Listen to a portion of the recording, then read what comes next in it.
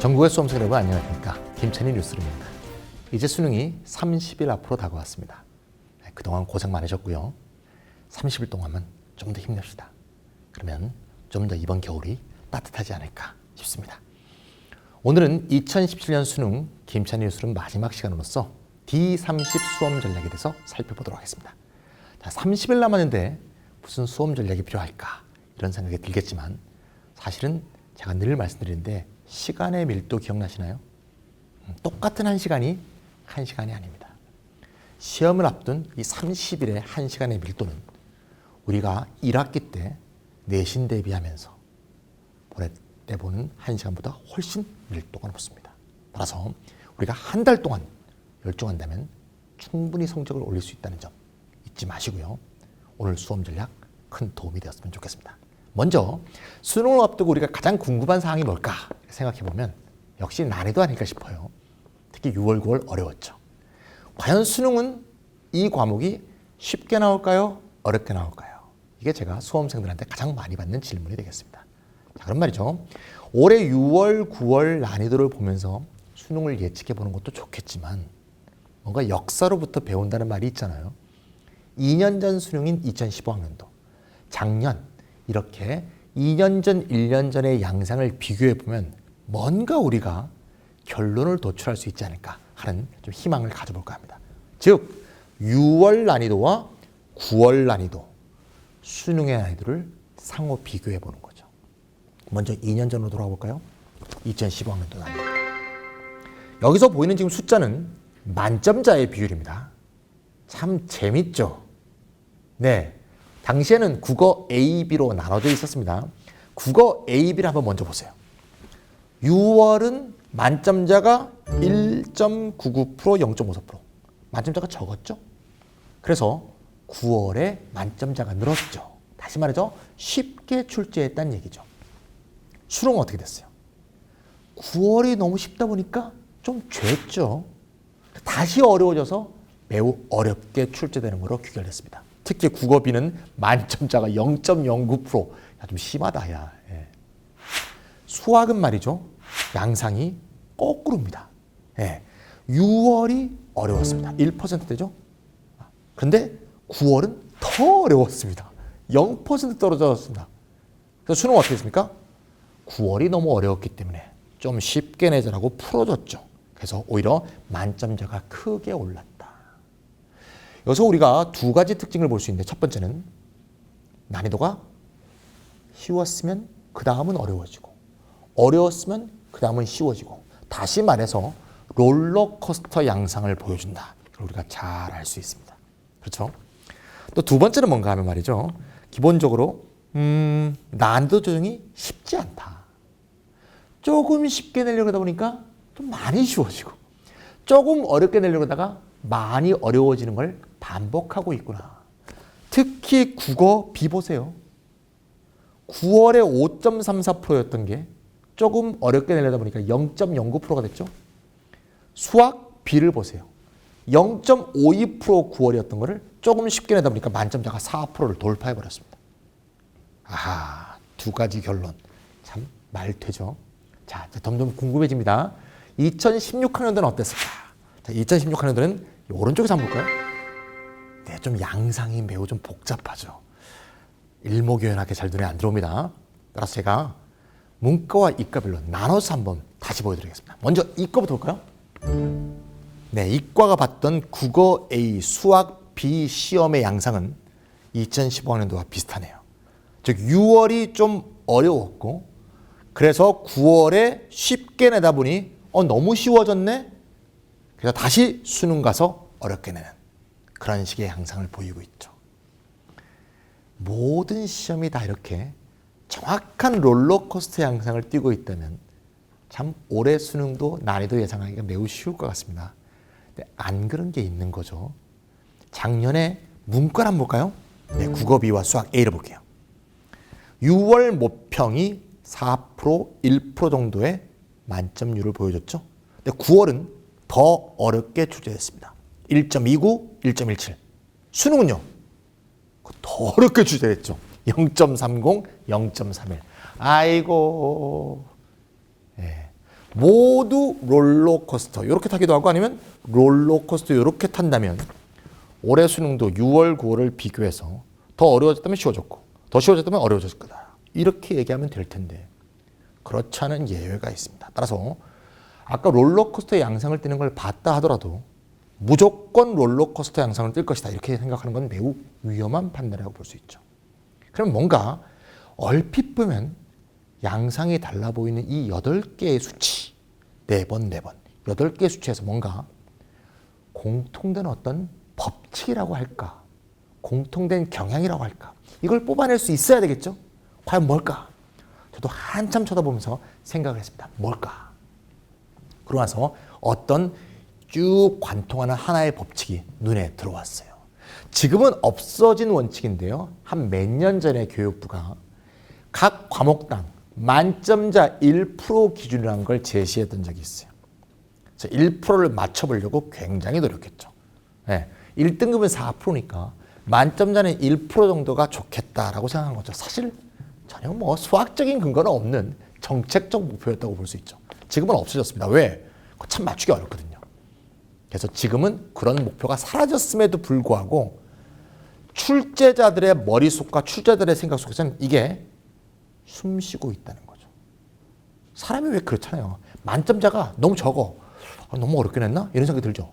만점자가 너무 많아. 특히 4%가 넘어. 4%에 가까워. 그럼 당연히 너무 쉽게 냈나? 이런 생각이 들 수밖에 없습니다. 그럼 잘 보시면 과연 여기서 우리가 배울 수 있는 교훈이 뭐냐? 1%를 기준으로 한번 잘 보시면 8개의 공통된 원칙을 알 수 있어요. 즉 바로 직전 9월 입장에서는 6월, 수능 입장에서는 9월입니다. 직전 시험의 만점자가 1%보다 미달했던 경우, 미달하면 미달할수록 더 그런데요. 1%에 미달했을 경우에는 더 쉽게 내려는 성향이 분명히 있다. 예외가 없습니다. 즉 만점자가 1% 미만이었죠. 그러면 그거보다 반드시 더 쉽게 난다. 의도는 1%대로 끌어올리는 게 의도일 텐데 꼭 의도대로 될지는 몰라요. 많이 쉬워질 수도 있어요. 어쨌건 많이 쉬워질지 적게 쉬워질지 이건 나도 몰라. 왜? 출제자도 몰라. 하지만 어쨌건 만점자가 1%가 안 되면 그 시험보다는 쉬워질 것이다. 그럼 거꾸로 만점자가 2%를 넘어선다. 2%, 3%대, 뭐 4%, 5% 말할 것도 없고 만점자가 2%, 3%대면 반드시 더 어려워질 것이다. 목표는 1%대로 끌어내리는 게 목표겠지만 꼭 그대로 되라는 법은 없다. 얼마나 어려워질지는 알 수 없지만 어쨌건 직전 시험보다는 어려워질 것이다. 이해 가시죠? 선생님 그런 말이죠. 만점자가 1%대면 어떻게 됩니까? 1%대. 1.3, 1.4. 이건 알 수 없습니다. 왜? 1.3, 1.4면 꼭 1.00에 맞춰야 되는 어떤 기준표가 없기 때문에 1.3, 1.4 정도면 잘 출제했다라고 출제위원들이 생각하고 있을 거기 때문에 여기서 꼭 1.0으로 갈지 아니면 뭐 비슷한 수준으로 내지 하다가 좀 쉬워질지 이거는 알 수 없는 겁니다. 결론 나오시죠? 그러면 드디어 올해 6월과 9월이 어땠는가 한번 볼까요? 네, 여러분들 본 시험입니다. 생각도 하기 싫죠? 네, 수능은 저보다 잘 볼 겁니다 우리가. 어쨌건 국어가 6월, 9월 다 어려웠죠. 0.17, 0.10입니다. 이게 더 어려워졌다고 해서 롤러코스터 탔다고 쉬워지는 게 아니고요. 너무 1%보다 너무 모자라. 0.17, 0.10이에요. 따라서 무조건 국어는 6월, 9월보다는 어려워진다. 쉬워진다. 큰일 날 뻔했네. 쉬워진다. 근데 얼마나 쉬워지느냐? 많이 쉬워지느냐? 난이도 중에 실패해서. 아니면 적절하게 쉬워지는가? 그거는 저도 모릅니다.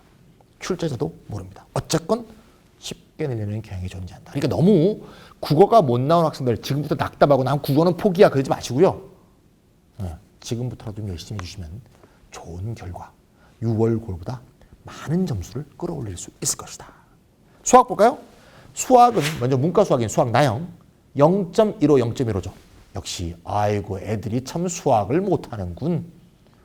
좀 더 점수를 좀 높여줘야겠군라고 생각하시겠죠. 더 쉬워진다. 이과 볼까요? 이과는 0.31인데 2.08이죠. 자, 2%는 좀 많아졌습니다. 따라서 수능에서 이과 수학은 6월과 9월의 중간 난이도 정도로 생각하시면 무리가 없다. 즉 9월보다는 약간 어려워질 것이다. 선생님 왜 국어 수학만 얘기하고 영어는 얘기 안 하십니까? 영어는 제가 얘기를 안 했는데요. 영어는 EBS 연계가 참 문제가 되겠죠. 네. 2015학년도는 말이죠. EBS 연계가 직접 연계였어요. 즉 EBS 지문을 그대로 가져다 썼죠. 그래서 그냥 아주 쉬웠습니다. 만점자가 다 4%, 5%, 6% 막 그랬죠. 근데 작년은 6월, 9월보다 수능에서 급전직하였죠. 왜 그랬죠? 작년에 간접 연계로 바뀌었습니다. 그래서 주제가 같은 지문을 끌어다 왔는데도 연계다. 이런 식의 도대체 연계가 뭔지 알 수 없는 이렇게 바뀌어버렸죠. 그래서 올해도 간접 연계가 계속될 것으로 보이기 때문에 영어가 2015학년도처럼 터무니없이 쉬워지진 않을 겁니다. 그래서 그 점을 꼭 명심하시고요. 근데 이제 또 하나의 변수는 내년부터 영어가 절대평가로 바뀌기 때문에 절대평가를 앞두고 마지막 무슨 뭐 파티하듯이 갑자기 어렵게 된다는 건 그것도 좀 설득력이 없습니다. 합리적이지 않죠. 따라서 그렇게까지 어려워지지 않을 것이기 때문에 9월 정도의 난이도를 유지할 것이다. 뭐 그거보다 좀 쉬울 수도 있고 좀 어려울 수도 있겠지만 그래서 지금까지 9월에서 봤던 난이도와 비슷할 것이라는 생각을 갖고 영어는 임해주시면 되겠다. 야, 제가 지금 여기까지 말씀드리니까 고3 학생들 또 수험생 여러분들 막 탄식이 막 오고 갈 것 같은데 뭔가 내가 잘하는 과목은 좀 어렵게 나오고 내가 못하는 과목은 좀 쉽게 나오기를 바랄 수밖에 없죠. 네. 또 하나 말씀드리고 싶은 건 말이죠. 1교시에 대한 말씀을 꼭 하고 가고 싶은데요. 1교시에서 제가 조금 9월보다는 쉽게 나올 거라고 했지만 어쨌건 1교시에서 못 보는 학생들이 많겠죠. 이런 수험생들이 너무 많아요. 1교시에서 못 봤다고. 여러분들 편으로 하면 잡쳤다고. 2, 3교시에서 포기해버리는 학생들이 너무 많아요. 1교시에서의 멘탈 유지하는 거 이게 굉장히 중요합니다. 서로 못 봤다 하더라도 이렇게 생각하세요. 나만 못 봤나? 내가 이렇게 어려웠다면 어려운 사람이 굉장히 많겠구나. 오히려 이렇게 생각해 보세요. 그러면 2, 3교시를 강한 멘탈을 유지하면서 버틸 수 있는 그런 힘을 가질 수 있을 겁니다. 절대 1교시에서 포기하지 마라. 나만 어려운 게 아니다. 다 어렵다. 점을 꼭 덧붙이고 싶습니다. 자, 그다음에 두 번째 얘기로 넘어가면 말이죠. 두 번째는 9월 모평 점수로 가능한 대학의 어떤 커트라인을 한번 보도록 하겠습니다. 이 대학교 커트라인 얘기하는 건 좀 참조입니다. 참조. 오로지 참조입니다. 왜? 각 대학별로 반영 비율이 다 다르죠. 과목별 반영 비율이 다 다르고요. 어떤 학교는 표준 점수를 보고 어떤 학교는 100분위를 보고 어떤 과목은 100분위 변환 점수를 보기 때문에 일괄적으로 각 대학의 점수를 비교할 수 있는 방법은 없습니다. 하지만 공부하는 수험생 입장에서는 내가 이과를 가고 싶어, 이 대학에 이과를 가고 싶어 몇 점 정도를 올려야 되는 거지? 이런 어떤 비교 지표를 갖고 있으면 좀 더 공부에 탄력이 생길 수 있죠. 그래서 여러분들의 공부를 응원한다는 입장에서 제가 수치를 제시하는 거지 이 수치는 절대적인 의미가 전혀 없습니다. 어떤 과목에서 5점이 깎이냐에 따라서도 다 다른 거니까요. 그래서 참고로 봐주시면 되겠고 기준은 9월 모평 난이도가 유지된다는 걸 전제로 할 때 몇 점을 먹어야 되는가입니다. 이거보다 쉬워지면 점수를 더 먹어야 됩니다. 한번 볼까요? 먼저 문과 봅시다. 문과 학생들이 가장 좋아하는 과인 경영학과를 한번 비교해봤습니다. 9월같이 그렇게 어려운 시험이더라도 그렇죠? 서울대 경영은 387점은 먹어야 됩니다. 연대는 384점은 먹어야 됩니다. 그러니까 4점짜리 4개 이상 틀리면 곤란한 거죠. 네. 물론 뭐 4점짜리가 뭐 있는 과목도 있고 없는 과목도 있습니다만 영어는 4점짜리가 없죠. 어쨌건간에. 그래서 지원 가능 점수가 그렇게 돼 있다는 거예요. 야, 상당히 들어가기 어렵죠. 이과생들이 보면 깜짝 놀랐겠네요. 네. 자, 이과 한번 볼까요? 이과는 말이죠. 여러 가지 과가 있습니다만 한 기계공학과를 한번 볼까요? 기계공학을 보니까 서울대 기계공학과 382점, 연세대 기계공학과 378점 쭉 돼 있죠. 이 정도 점수는 먹어줘야겠다. 그래서 문과, 이과별로 주요한 대학의 9월 모평 기준점으로 본 원점수 커트라인 점수를 한번 봤습니다. 커트라인이라기보다는 지원 가는 점수다 이렇게 보시는 게 좋겠네요. 선생님 제가 가려는 대학은 안 나왔는데요. 네, 별첨 첨부한 자료에 있으니까요. 그 자료를 잘 참조해 주시면 아, 요 정도 점수는 먹어야 되는구나. 9월 점수로 한번 비교해 보시고 어느 정도로 나를 채찍질해야 되는지 평가해 보시기 바랍니다. 자, 마지막으로 각 대학별 반영 비율을 한번 검토해 보려고 하는데요. 대학별로 반영 비율이 다르다는 건 잘 알고 계시죠? 지금쯤 한번 점검해 볼 필요가 있겠습니다. 먼저 정시 들어가기 전에 수시 얘기부터 먼저 말씀드리려고 하는데요. 수시는 반영 비율 상관없죠. 네, 수시, 특히 논술형 수시를 지원하신 분들은 수능 최저를 통과해야 되는 거죠. 대부분 수시는 정시에서 갈 수 없는 대학, 정시보다는 높이 지원한 경우가 거의 100%, 99%입니다. 따라서 수시에 지원한 곳은 합격한다면 무조건 만세일 가능성이 높죠. 따라서 반영 비율 상관없죠. 거기서 지정한 그 과목, 지정한 그 반영 영역에 수능 최저를 채우면 되겠죠. 그래서 그 세 과목이 뭔지, 그 두 과목이 뭔지, 그 네 과목이 뭔지 학교별로 다 다르죠. 그 과목을 딱 정해서 그거에 집중적 투자를 해주셔야 됩니다. 그럼 그러다가 수시가 안 되면 어떻게 합니까?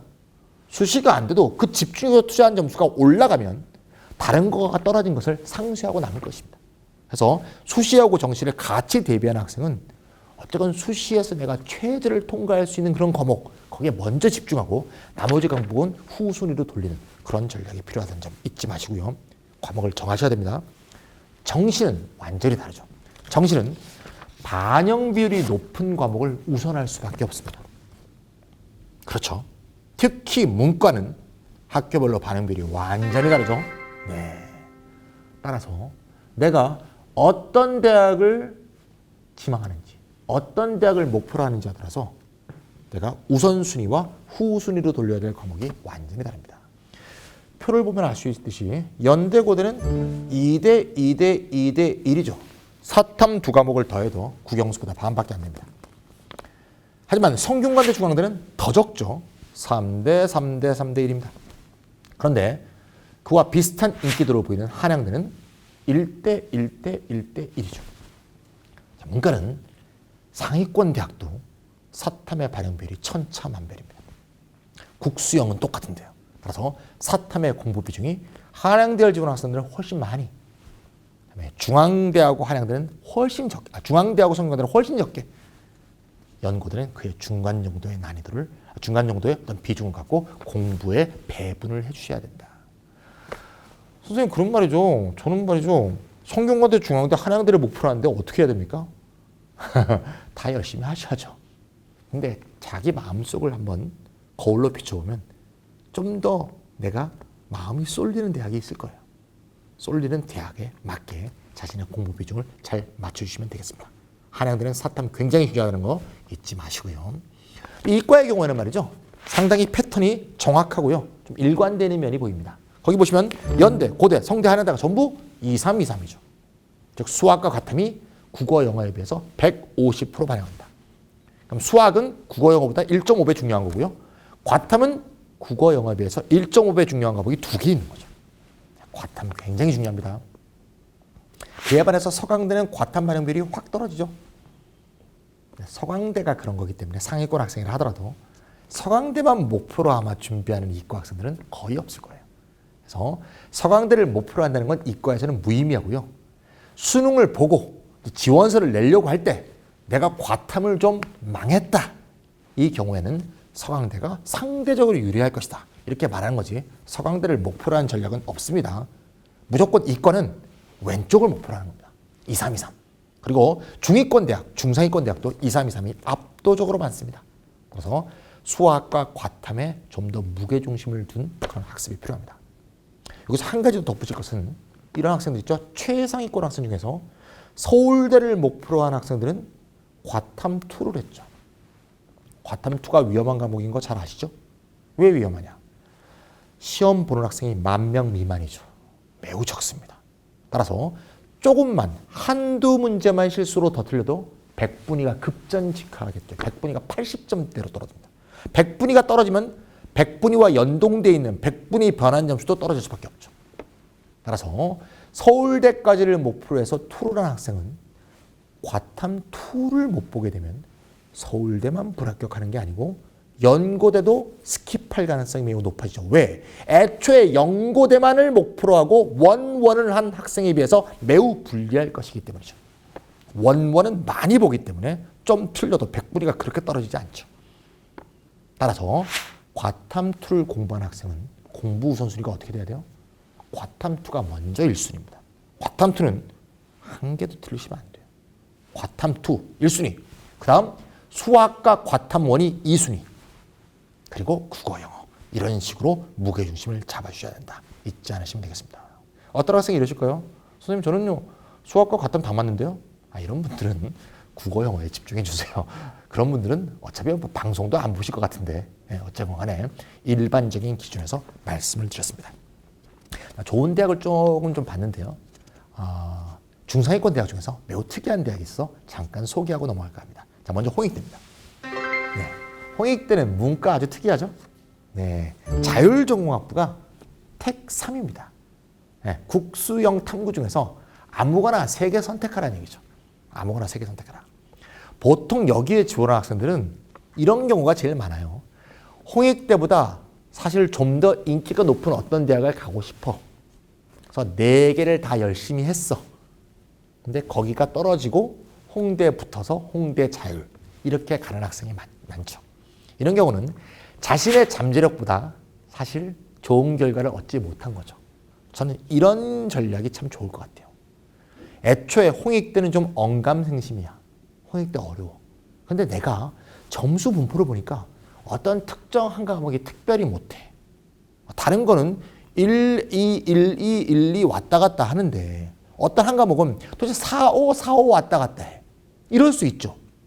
이럴 때는 1, 2, 1, 2 왔다 갔다 하는 3과목을 찍어서 그거를 쫙 집중을 해서 1, 1, 1 만들어주는 겁니다. 그럼 1, 1, 1, 5라 하더라도 홍대 자율학부 들어갈 수 있겠죠. 이해가시죠? 예, 문과가 1등급 턱걸이에도 참 인서울에서 좋은 대학 가기 만만치 않습니다. 그래서 그런 식의 전략도 충분히 가능하다. 하지만 자율학부를 제외한 다른 과들은 1대 1대 1대 1입니다. 그래서 자신의 점수 분포 양상에 맞게 전략을 정하는 거예요. 골고루 나와 2야. 그러면 3개에 집중할 이유는 없죠. 4개를 골고루 끌어올린다는 이런 식의 전략이 필요하지만 3개는 잘하고 하나를 못한다면 그런 식의 특별한 전략도 가능하겠다. 이과는 더해요. 그렇죠? 이과는 자율전공하고 똑같은데 캠퍼스 자율전공 그 외 모집단위가 국영 중에 하나만 반영하죠. 네, 국영 중에서 하나만 특별히 못하는 학생은 홍대 이과 충분히 주목하면서 수능 대비에 어떤 과목별 어떤 중심을 잡아주시면 좋을 것 같습니다. 짧은 시간 동안에 전 대학을 다 점검하기는 어려움이 있고요. 따라서 자료를 좀 첨부해 주시면 내가 목표로 하는 대학의 반영 비율과 내 공부 비중 이걸 다 알 수 있을 것 같습니다. 진짜 30일 남았습니다. 여러분들 아까 제가 시간의 밀도 말씀드렸죠? 너무 포기할 때가 절대 아닙니다. 30일 동안 집중해 주셔서 이번 겨울이 따뜻한 겨울이 될 수 있도록 제가 끝까지 응원하겠습니다. 김천희 뉴스룸 모두가 함께 응원하겠습니다. 여러분들 끝까지 분투하시고 수능 잘 보시고 반드시 합격의 영예를 누릴 수 있기를 바랍니다.